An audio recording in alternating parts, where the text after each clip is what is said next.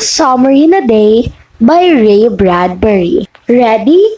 Now? Soon? Do the scientists really know will it happen today? Will it?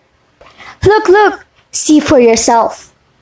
The children pressed to each other like so many roses, so many weeds intermixed, peering out for a look at the hidden sun. It rained. It had been raining for 7 years.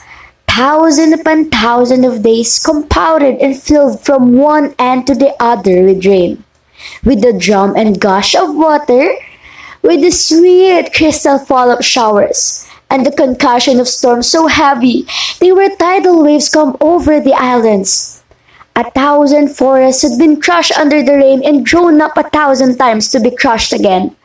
And this was the way life was forever on the planet Venus.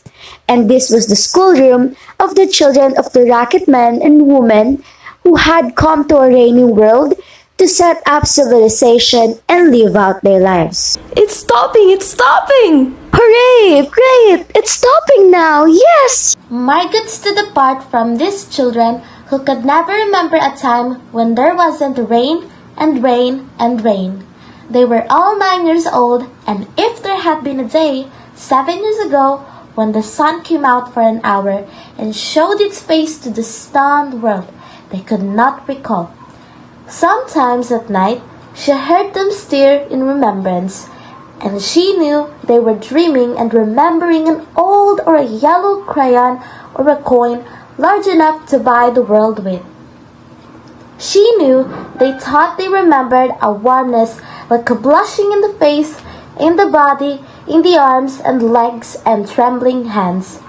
But then they always awoke to the thudding drum, the endless shaking down of clear bead necklace upon the roof, the walk, the gardens, the forest. Now the rain was slackening, and the children were crushing the great thick windows. Margaret stood alone. She was a very frail girl who looked as if she had been lost in the rain for years. And the rain had washed out the blue from her eyes, and the red from her mouth, and the yellow from her hair.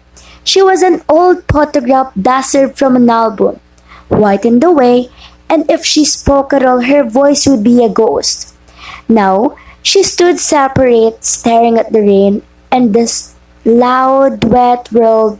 What are you looking at? Said William. Margot said nothing. Speak when you're spoken to. He gave her a shove, but she did not move. Rather, she let herself be moved only by him and nothing else. Get away! The boy gave her another push. What are you waiting for? Then, for the first time, she turned and looked at him, and what she was waiting for was in her eyes. Well, don't wait around here, cried the boy savagely. You won't see nothing. Her lips moved. Nothing. He cried. It was all a joke, wasn't it? He turned to the other children. Nothing's happening today, is it? They all blinked at him and then, understanding, laughed and shook their heads. Nothing. All a joke, said the boy, and seized her roughly. Hey everyone, let's put her in a closet before teacher comes. They surged about her, caught her up, and bore her, protesting, then pleading, and then crying. Back into a tunnel, a room, a closet where they slammed and locked the door. They stood looking at the door and saw it tremble from her beating and throwing herself against it. They heard her muffled cries. Then, smiling, they turned and went out and back the tunnel just as the teacher arrived. Ready, children? She glanced at her watch. Yes, said everyone. The rain slackened still more. They crowded to the huge door. The rain stopped. It was as if in the midst of a film concerning an avalanche, a tornado, a hurricane, a volcanic eruption, something had, first, gone wrong with the sound apparatus, thus muffling and finally cutting off all noise, all the blasts and repercussions and thunders, and then, second, ripped the film from the projector and inserted in its place a peaceful tropical slide which did not move or tremor. The world ground to a still. The silence was so immense and unbelievable that you felt your ears had been stuffed or you had lost your hearing altogether.